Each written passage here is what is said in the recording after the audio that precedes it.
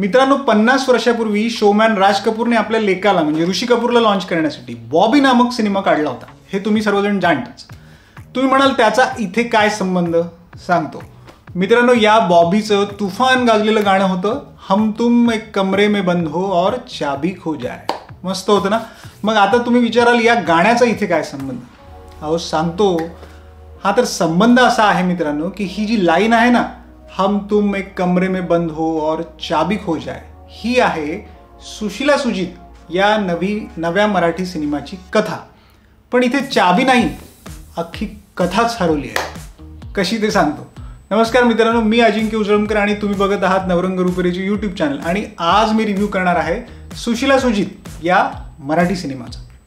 मित्रांनो, 2 आठवड्यांपूर्वी आलेले सुशीला सुजितचे रंजक असं आणि यात काय मस्त धमाल कॉमेडी असणार हे सांगणारं ट्रेलर बघून माझ्याप्रमाणे जर तुम्हीही उत्सुक असाल ना, तर थांबा.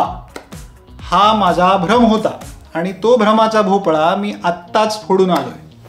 म्हणून खबरदार, मोजून 1.5 तासांच्या या सिनेमात मला एकाही सीनवर हसू आलेलं नाही. हो, एकाही सीनवर हसू आलेलं नाही. एकाही.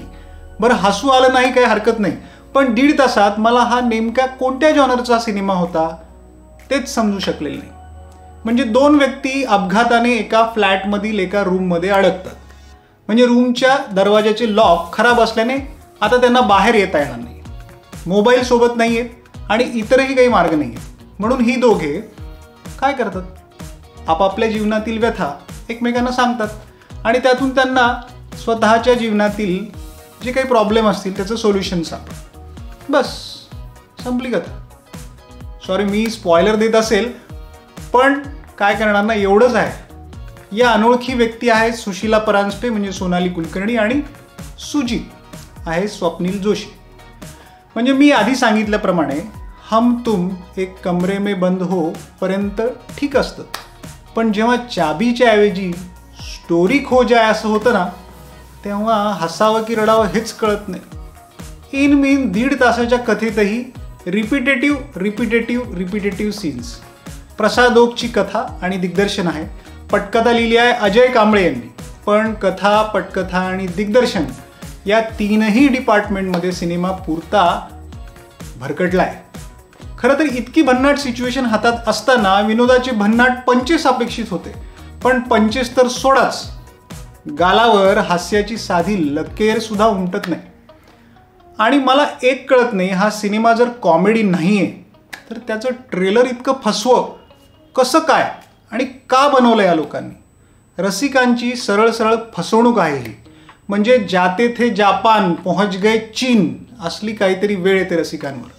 बरं, कॉमेडी नाही तर निदान काही ड्रामा, काही थ्रिल तरी हवं ना या सिच्युएशनला. पण तेही नाही. प्रसाद ओक सारख्या दिग्दर्शकाने हे असलं काहीतरी द्यावं. कच्चा लिंबू, हिरकणी, चंद्रमुखी, नंतर हे असलं. विश्वास बसत नाही. रिलेशनशिपमध्ये तुम्ही आपल्या साथीदाराशी मोकळं बोलणं जरुरी आहे, हा इतका साधा मेसेज सांगायला पण यांना नीट जमलेलंच नाही.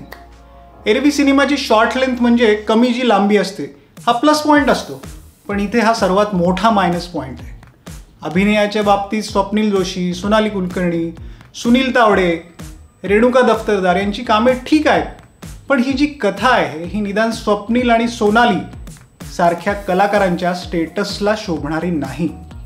ना बॅकग्राऊंड म्युझिकमध्ये काही दम आहे, ना गीत संगीतात, ना सिनेमॅटोग्राफीमध्ये. काय बोलावं आणि किती झोडावं? शिलाजीत सांगून त्याच्या नावाने रस्त्यावरील एखाद्या तंबूमध्ये हिमालयातील जडीबुटी विकणारी फसवी मंडळी असतात ना, तसला काहीतरी प्रकार आहे हा. पॅकेट एक आणि आत प्रोडक्ट दुसरंच. आउट ऑफ 5 मी याला देईल 2 स्टार. अजिबात नादी नका लागू. मित्रांनो, तुम्हाला आमचा सुशीला सुजितचा थोडक्यात रिव्ह्यू कसा वाटला आम्हाला नक्की सांगा आणि नवरंग रुपेरीच्या यूट्यूब चॅनलला सबस्क्राईब नक्की करा. धन्यवाद.